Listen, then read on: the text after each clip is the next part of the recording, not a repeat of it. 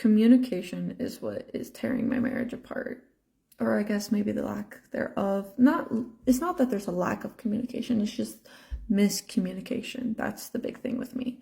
This feels like such a pattern in my life that everything I say gets misconstrued, and my intention is not like understood from what I said.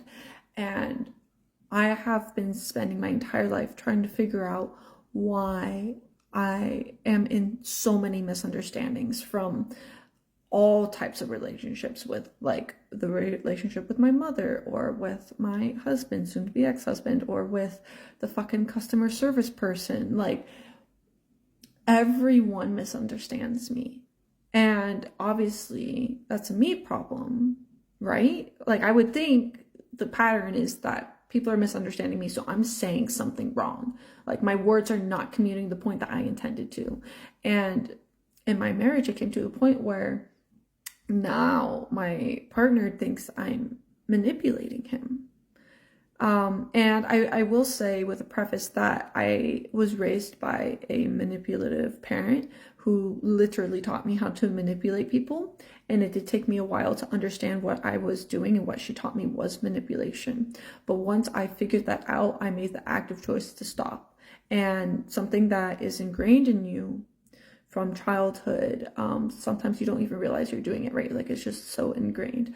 But I can say fully now that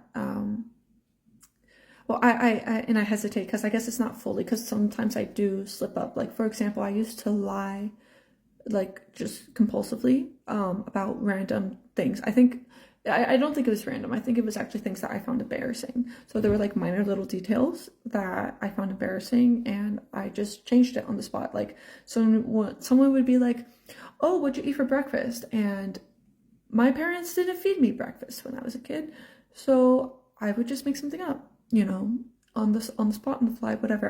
And honestly, people probably got like the ick from me talking because I was lying constantly.